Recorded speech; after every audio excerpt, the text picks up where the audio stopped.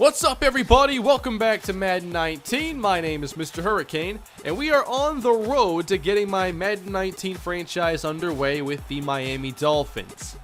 With Bears franchise all wrapped up and Madden 18 done for good, I am ready to start something new to give you all a great franchise experience on the new game.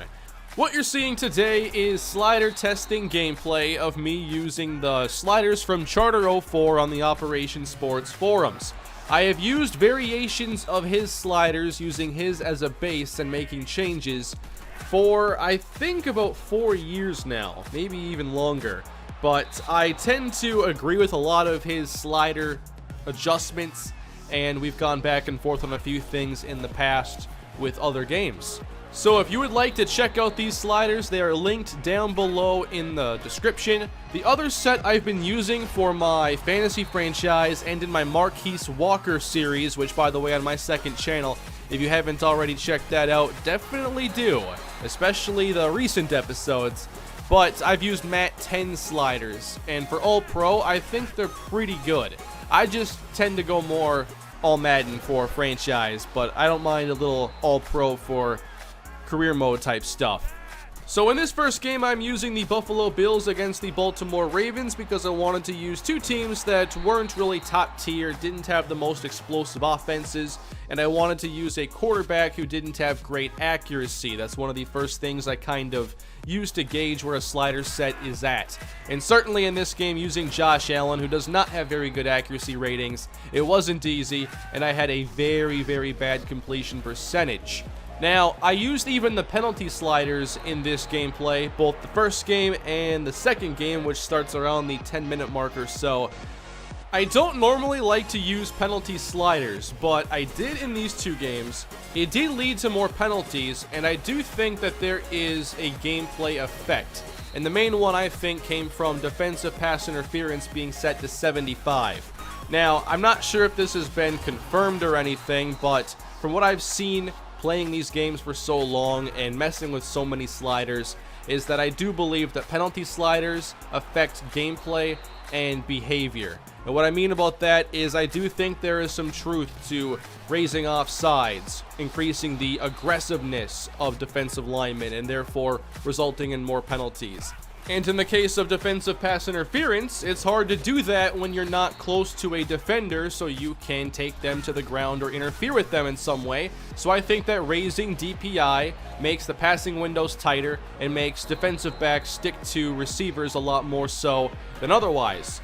So that's what we saw a lot in this gameplay. I didn't get as many open looks as I kind of expected. A lot of the ratings are actually somewhat near default. The sliders, that is. So what I want to do with my next set of slider testing games is I want to just set the penalties to default and leave everything else the same, which is what I did last year and maybe even the year before. I just don't like messing with penalty sliders in this game because there are so many variables to work with, and it's hard to really know what combination affects something else. There's always this kind of domino effect, so my theory of sliders is basically to tweak as few as possible, and I like to leave certain things at or near default, and penalties are one of those things. Oh, by the way, I forgot to mention earlier, I know many of you are going to wonder, when is the Dolphins franchise beginning? I do not know yet. This is what we do every year. We find sliders and we don't start the series until it can start in a good spot. Sliders last year were really tough, especially at the beginning, and then after a couple patches, I had to do some more work to it. I don't anticipate it being as tough this year from what I've played thus far. I think that maybe within a week I could be playing the Dolphins franchise, and I don't think it's going to take as much time to just get a set I'm happy with for starting out. There's usually some changes I make during the first and second year, and then things get a little bit better, but I just want a good workable set to start out with. And the biggest challenge I'd say right now is just getting the computer up to speed on offense. There were a lot of changes this year with gameplay, but I don't think the AI was upgraded to really go along with those changes. I still feel like computer quarterbacks, they hang on to the football too long and they don't get the ball out decisively. It leads to them throwing the ball after the play is basically broken. Routes are no longer happening, and it just leads to a lot of issues. It also leads to a lot of checkdowns, and you'll see that quite a bit in this video, except for clips where I cut that out. There are still some great plays like this. There are really good glimpses. Flacco's stats right now, not really an issue, but the second half for him did not go as well. As far as my strategy here with the gameplay, I basically treated these games both like regular franchise games. I called plays the same way that I normally would. And you know, my defense is basically a lot of cover 1 man and cover 3 zone. I don't blitz a lot, and I think that helps out for critiquing the gameplay and just seeing how quarterbacks handle standard 7-man coverages. Quarterback accuracy for Charter is 36 for the user and 22 for the CPU, so it looks like a lot of movement needs to happen there for an accuracy to really show up. And I think that's kind of been reflected this year in the way that they've treated coverage, where it seems like a lot more incompletions are on like passes broken up and not so much on misses. But I have seen a lot of good inaccuracy, and what I haven't been seeing are the magnetic interceptions, as I call them, which are the plays where you throw it to a receiver and the ball just directly goes to a defender and they do not drop it. It was a major issue on Madden 18 with different short route concepts. It was very backwards because some of the safest route concepts in theory were some of the riskiest, because that's where those magnetic plays would show up. Things like slants, stick, those short concepts that are meant to get like 5-yard chunks. It was hard to rely on them. So far, I do not feel the same way. I'm able to trust those route concepts more for my quarterback. It's just more so I'm worried about defenders jumping those routes at times, because everything is a little bit tighter, and at times these players can make incredible interceptions. For pass blocking, I felt like in this game the pass blocking on both sides was a little too good. For the user, it's set to 70. For the CPU, it's set to 25. So a big disparity there, but normally all Madden, it really skews things in the CPU's favor, and I think it does it the most aggressively in the trenches, so you have to correct that in some way. And I felt like in this game, the pass blocking, while it was nice to actually have some time, I think that it should have been a little bit tougher. Most of the issues I had with throwing in this were just from really good coverage. Penalty sliders at default are definitely strange, because the penalty frequency, I believe in game it says that it's tuned to like match NFL averages, and there's no way that's the case, because I rarely ever see them on default. But as soon as it's cranked up to 75, you're looking at a couple per game. But I'm willing to kind of sacrifice those penalties for better gameplay, so like usual, I'm probably going to go with penalty sliders on default.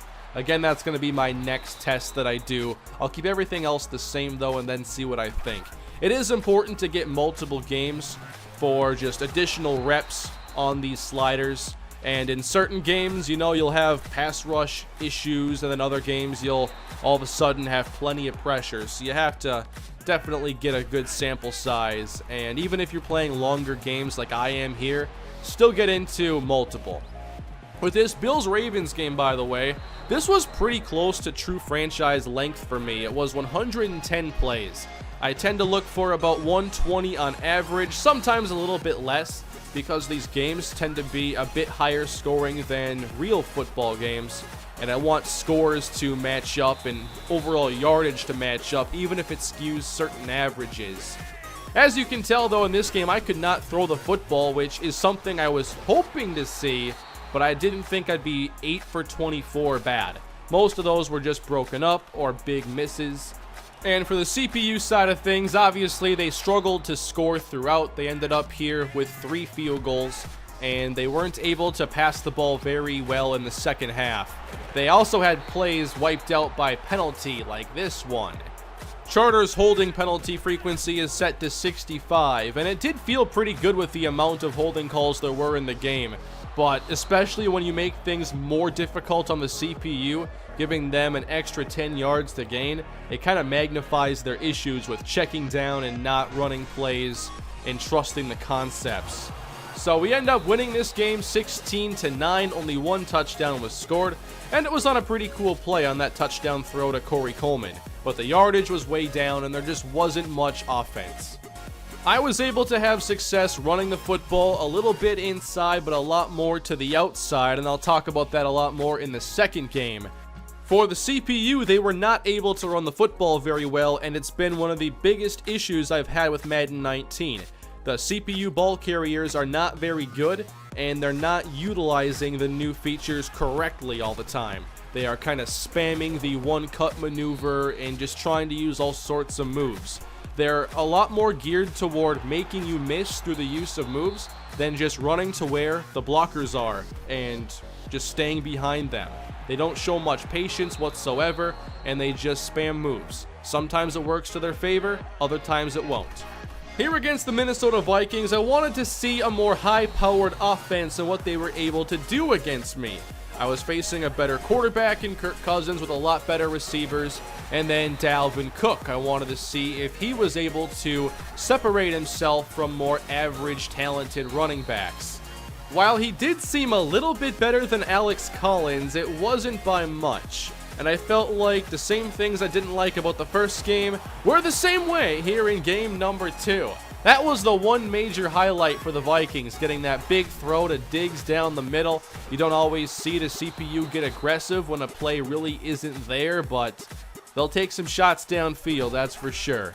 CPU play calling, I don't think it's very good. Feels very similar to Madden 18, and I wish there was a bit more control over the frequency of the plays that they use. They still call a lot of shot plays. They love multi-tight end formations for some reason, especially the shot plays inside of them.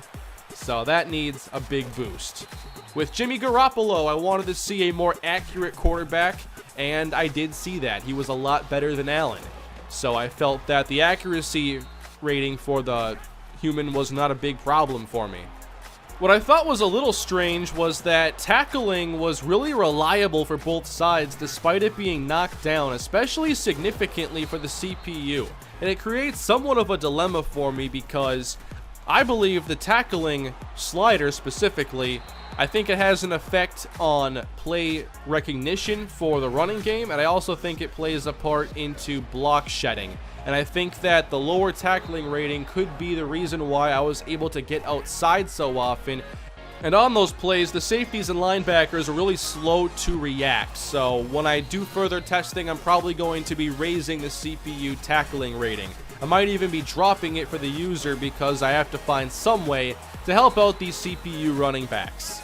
With the pass coverage sliders, it's 50 for the human and 43 for CPU, so that leads me to think even more so that DPI being at 75 created too many tight windows. In both of these games, both myself and the CPU quarterbacks had really low yards per attempt. It was really just like crossing patterns were the most reliable way to gain separation, but there was almost no chance at yards after the catch. Occasionally I had some chances for curl routes on the outside, but I want to see what setting DPI back to 50 does for the gameplay. The user pass defense reaction and pass coverage are both just set to 50, yet my coverage felt a lot better than any other game I've played on All Madden this year. Interceptions for user are set to 35, which is a setting I've used in the past and I've liked. For the CPU, it was set to 27. I think I would lean towards raising it back to 35 and just trying to make their coverage not quite as dominant. Perhaps I might try out something with penalty sliders a bit less aggressive. For these sliders, defensive holding was set to 75. Never saw that be an issue. DPI was also 75, so was a legal block in the back. And I'm not sure what all effects these penalty sliders have. But I think that maybe like 55 DPI could be interesting. And if that can be used as a tool to just tighten up coverage or loosen it, it might be useful. But for now, I'm going to set it back to 50 and see what I think. Minimum speed threshold was set to 50 with these sliders, but in recent years I have been tweaking it. I'll have to check what I had in Madden 18. I'm not quite sure right now, but I might try out whatever I used in that game because I felt like it was alright. For injuries, it looks like there's a big difference in injury frequency in-game versus simulating, so I might need to raise the injury rating for when I sim and then set it back down to something like 15 or 20 when it's time to actually play games. In the tests I've done so far, setting injuries to like 20 or even a little bit higher We see a lot of teams that week 17 have 0 players on their injury report and therefore nobody on IR. For XP sliders, I'm not sure if I plan to use them this year. I might at a couple positions. I know with my Browns rebuild on Madden 18, I never had XP sliders on, and I felt like development was alright. I didn't feel like there were certain positions that were impossible to develop. I tend to use T-Dog sliders from the Operation Sports forums, and his sliders have a really aggressive push for the offensive line. If that's a spot where it is a little bit tougher, then I might have to do a change, but I know that there are some team goals that can also mess with that. Like on Madden 18, if you just had a really good team, and you could rush for a bunch of yards as a team, you could get your entire offensive line a bunch of XP, and it made it very easy to upgrade. So boosting up the XP sliders for that would really overpower things.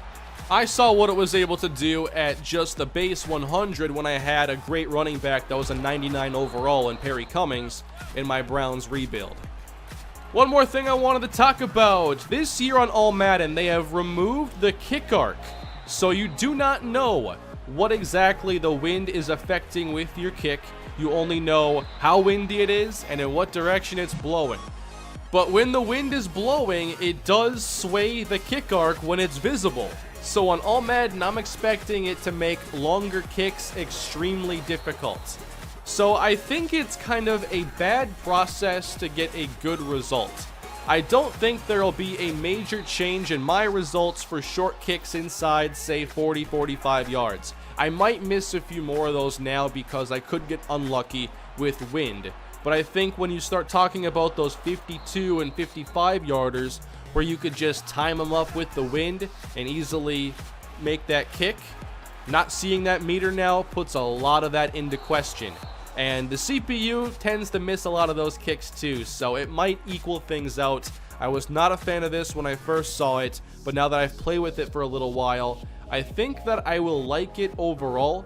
But the fact that it's only more difficult now because of a luck-based element and not a skill-based element, I do think that it cannot be considered a final solution. So that's all I have for you today. Tomorrow, Kalispell Dynasty coming to the channel. Warhawks and the Cardinal, can't wait. But that's my slider testing for now. I will have maybe another update for you later in the week. I might do some streaming and we'll go through some more games together. But I'm hoping that we get to a solution here pretty soon because I want to start playing with the Dolphins and getting underway with hopefully a great year of franchise. So that's it for today. Please smash that like button, subscribe, and leave any feedback you have below. See you again soon. Have a great day.